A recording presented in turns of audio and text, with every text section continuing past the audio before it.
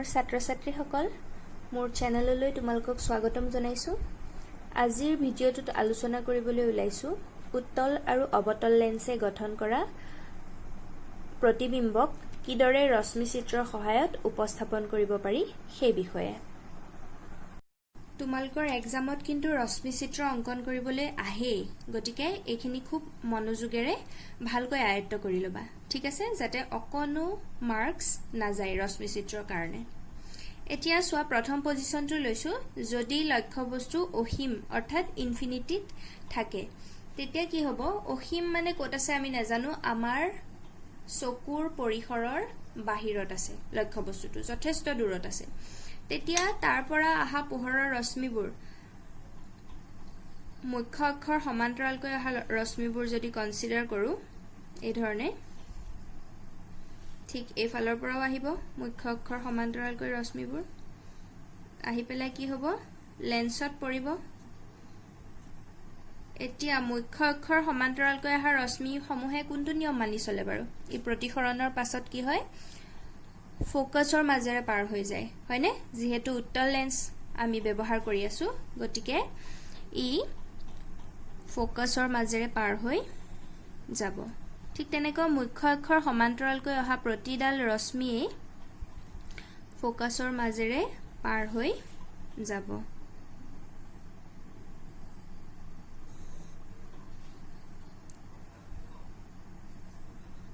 গতিকে ইয়াৰ পৰা কি দেখা গ'ল চোৱা?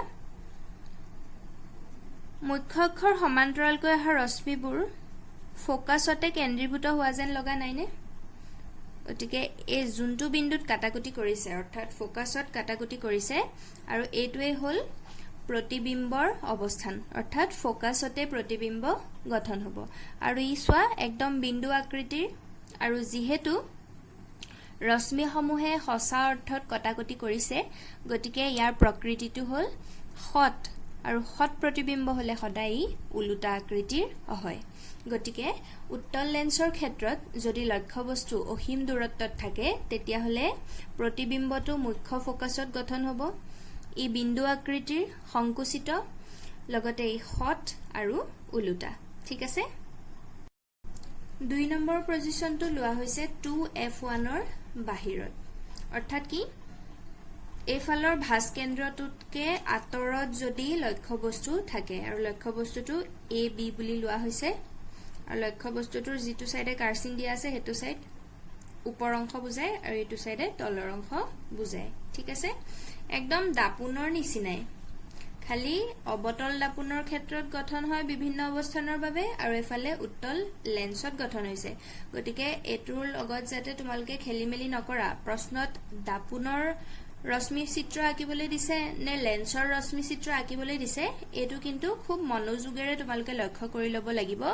নহলে কিন্তু নম্বৰ কিটা এনেই দি আহিব লাগিব দেই। গতিকে সোৱা, এতিয়া 2F1ৰ বাহিৰত যদি এই ধৰণে লক্ষ্যবস্তু থাকে তেতিয়া প্ৰথমতেই লম মুখ্য অক্ষৰ সমান্তৰালকৈ অহা ৰশ্মিডাল। মুখ্য অক্ষৰ সমান্তৰালকৈ এই বিন্দুৰ পৰা যদি ৰশ্মিডাল ওলোৱা বুলি ধৰি লওঁ, এই বিন্দুৰ পৰা অহা ৰশ্মিডাল ধৰি এইদৰে যদি লেন্সখনত আহি আপতিত হয়হি, তেতিয়া কি হ'ব? প্ৰতিসৰণৰ পাছত ই সদায় ফোকাসৰ মাজেৰে পাৰ হৈ যাব, হয়। নেক্সট আমি আনডাল ৰশ্মি লম আলোক কেন্দ্ৰৰ মাজেৰে যোৱা ৰশ্মিডাল। এতিয়া চোৱা, কোনো ৰশ্মি যদি আলোক কেন্দ্ৰৰ মাজেৰে যায় কি হয়? সদায় ই কোনো দিশৰ পৰিৱৰ্তন নকৰে, একদম চিধা চিধি প্ৰতিসৰিত হৈ আনটো ফাললৈ ওলাই গুচি যায়, হয়নে? এই ধৰণে অকমান এইখিনিতে বেকা হৈ গৈছে, ৰবা, এই কি হয়? চিধা চিধি গুচি যায় এইফাললৈ,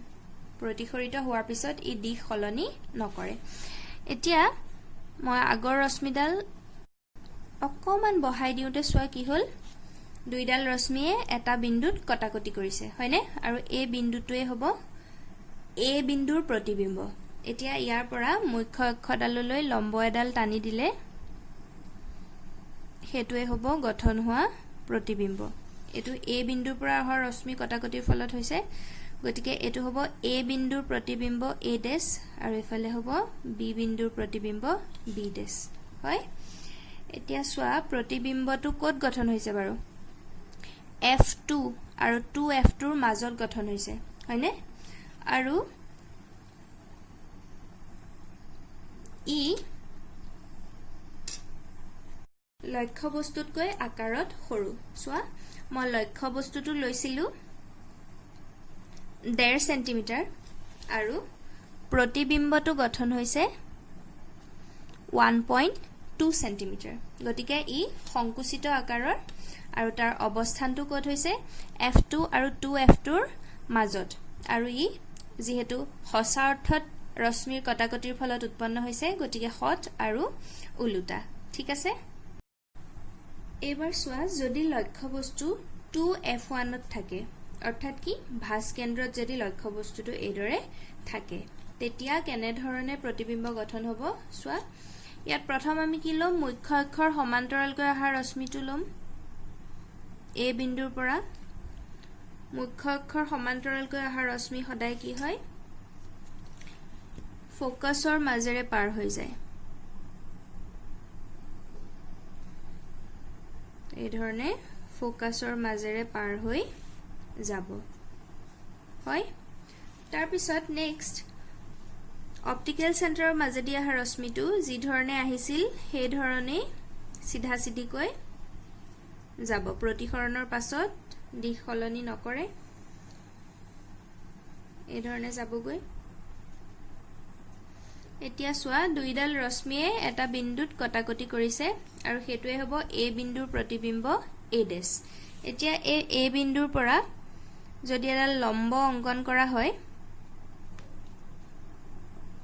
তেতিয়া হি মুখ্য অক্ষডালক যেটো বিন্দুত কাটিব সেই বিন্দুতে হ'ব বি বিন্দুৰ প্ৰতিবিম্ব বি ডেশ গতিকে ইয়াৰ পৰা স্পষ্টকৈ দেখা গৈছে যে যদি লক্ষ্য বস্তুটো 2F1 ত থাকে তেতিয়া হলে প্ৰতিবিম্বটো 2F2 তাৰ মানে আনফালৰ ভাঁজ কেন্দ্ৰটোত গঠন হয় হয়নে আৰু ই যেহেতু প্ৰকৃত কটাকটিৰ ফলত উৎপন্ন হৈছে গতিকে ই হট আৰু উলুটা এতিয়া ইয়াৰ আকাৰৰ কথা যদি চোৱা যায় লক্ষ্য বস্তুটো লোৱা হৈছিল 1.5 সেন্টিমিটাৰ আৰু ইয়াত প্ৰতিবিম্বটো গঠন হৈছে সোয়া 1.5 সেন্টিমিটাৰ হয় গতিকে লক্ষ্য বস্তু আৰু প্ৰতিবিম্বৰ আকাৰ সদায় সমান হয় ঠিক আছে নেক্সট যদি লক্ষ্য বস্তুটো F1 আৰু 2F1 ৰ মাজত থাকে তেতিয়া কেনেকুৱা হ'ব এতিয়া F1 আৰু 2F1 ৰ মাজত বুলি কতে একেবাৰে সু মাজত হ'ব লাগিব বুলি কোনো কথা নাই সিহঁতৰ মাজৰ যিকোনো এটুকুৰ জাগাত হলেই হল ঠিক আছে তো আগৰ ধৰণে এ বিন্দুৰ পৰা মুখ্য অক্ষৰ সমান্তৰালকৈ অহা ৰশ্মিটো প্ৰতিসৰণৰ পাছত আনটো মূৰত থকা ফোকাসৰ মাজেৰে পাৰ হৈ যাব হয়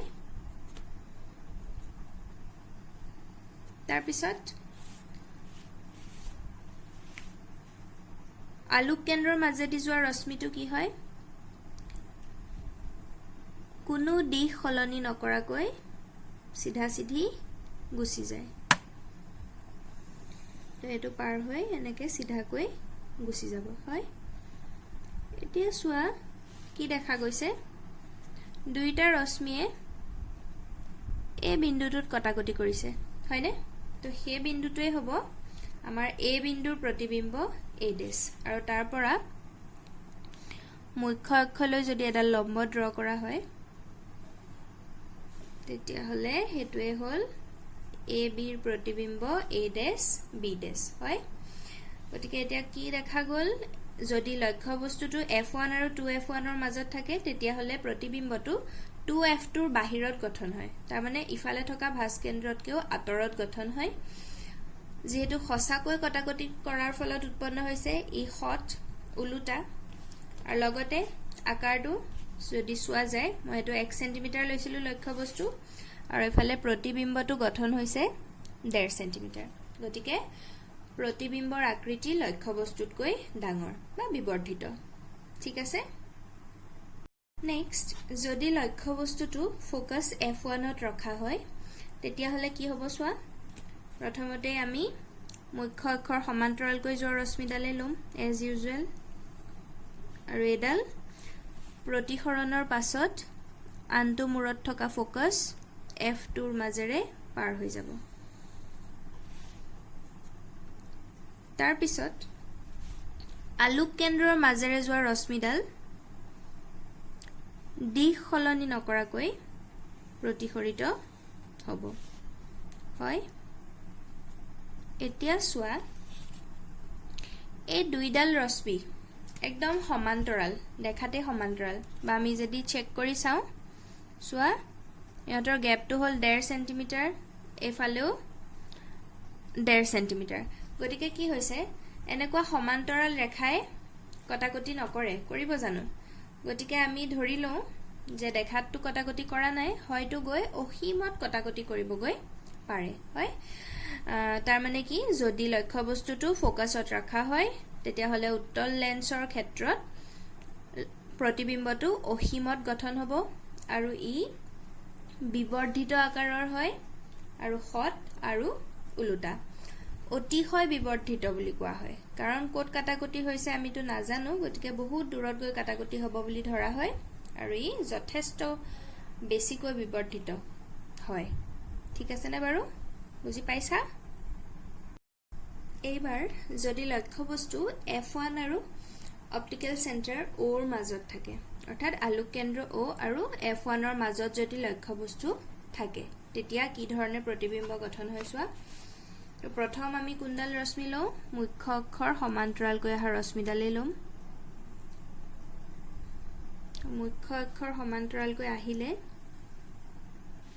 ই কি হয় লেন্সত প্ৰতিসৰণ হয় ফোকাসৰ মাজেৰে পাৰ হৈ যাব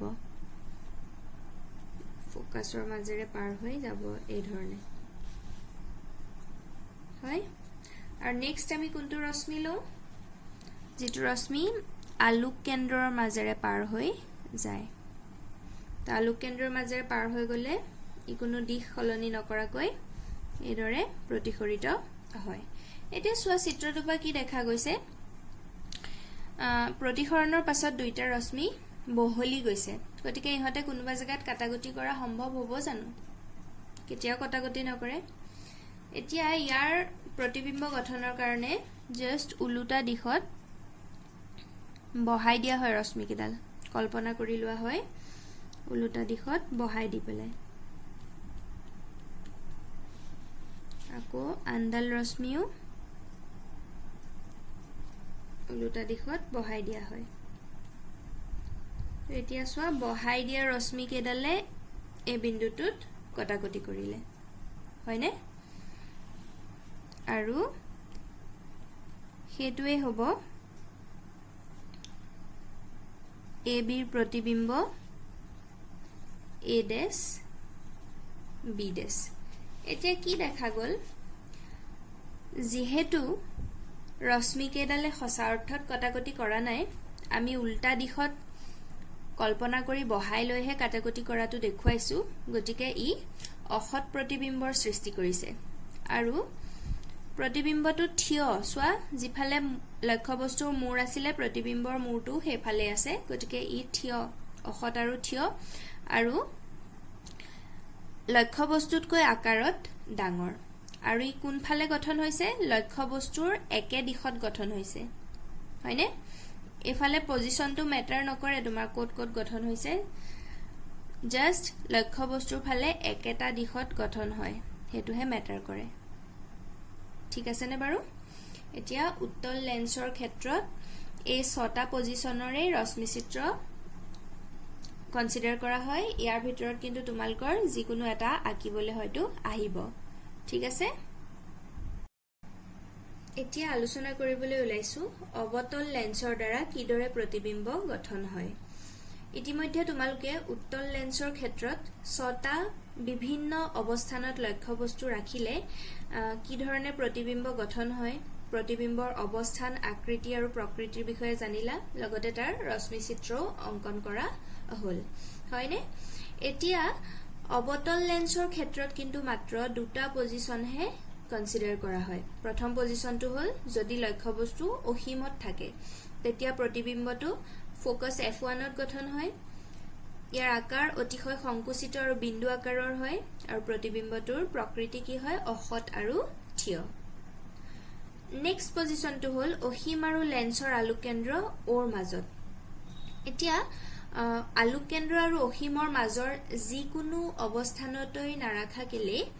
ইয়াত প্ৰতিবিম্বৰ স্থান আকাৰ আৰু প্ৰকৃতি সদায় একে হয় সেই কাৰণে মাত্ৰ দুটা পজিশনে ইয়াত কনসিডাৰ কৰা হয় এতিয়া যদি লক্ষ্যবস্তু আলোক কেন্দ্ৰ আৰু অসীমৰ মাজৰ যিকোনো অৱস্থানত ৰাখা হয় তেতিয়া হলে প্ৰতিবিম্বটো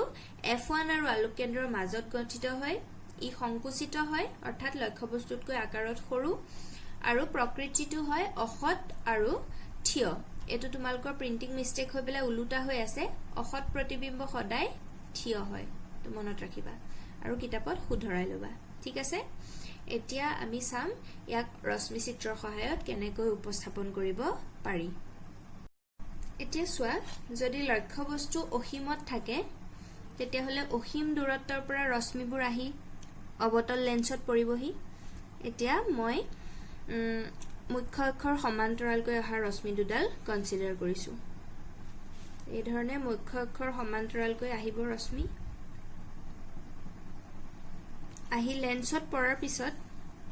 এতিয়া চোৱা অৱতল লেন্সে কি কৰে বাৰু ফোকাছলেটো অভিসাৰী নকৰে অৱতল লেন্সৰ ধৰ্ম হল ই সদায় ৰশ্মিবোৰ অপসাৰী কৰে হয়নে অৰ্থাৎ অতৰাই পঠিয়ায় কিন্তু এনে ধৰণে আতৰাই পঠিয়ায় যে কি এই ফোকাছটোৰ পৰাহে যেন উলাই গৈছে তেনেকুৱা যেন দেখা যায় হয়নে মই নিয়মাৱলীখিনি আলোচনা কৰা ভিডিঅটোত এটো কথা কৈছিলো সেই ভিডিঅটো চাই লবা তোমালকে অৱতল লেন্সৰ এটো নিয়ম ই অপসাৰী কৰি পঠিয়ায় কিন্তু চোৱা অপসাৰী এনে ধৰণে কৰে যেন এই ফোকাছটোৰ পৰা উলাই গৈছে ৰশ্মিবোৰ তেনেকুৱা যেন দেখা যায় গতিকে আলটিমেটলি কি হৈছে উলুটা দিশত আমি কল্পনা কৰোতে ৰশ্মি কেডালে F1 বিন্দুত কটাকটি কৰা যেন হৈছে অৰ্থাৎ F1 বিন্দুৰ পৰা অপসাৰী হোৱা যেন লাগিছে গতিকে F1 বিন্দুত অৰ্থাৎ ফোকাস F1 ত লক্ষ্যবস্তুটো প্ৰতিবিম্ব গঠন হ'ব যদি লক্ষ্যবস্তু অসীমত থাকে প্ৰতিবিম্বটো F1 ত গঠন হ'ব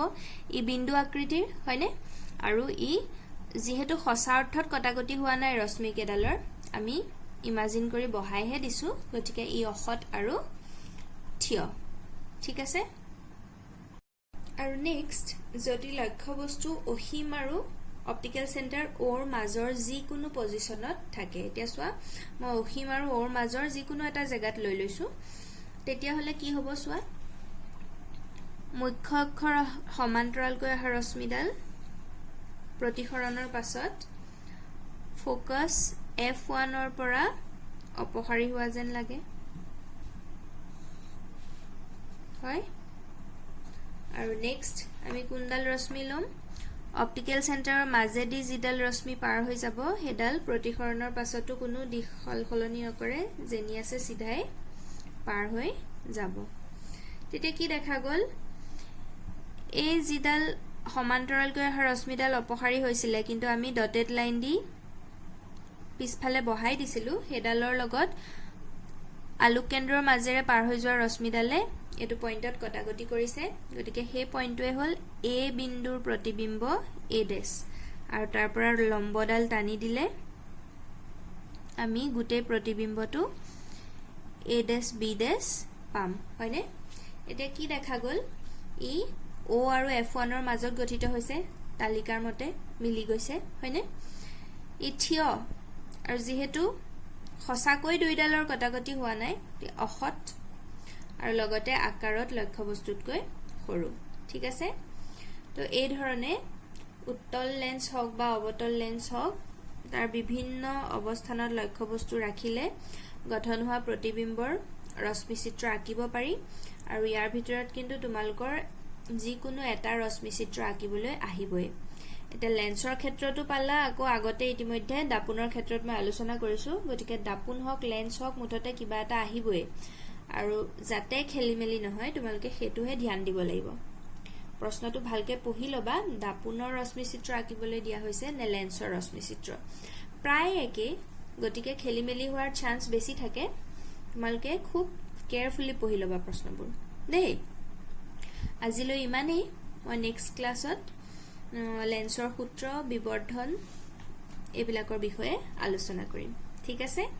ধন্যবাদ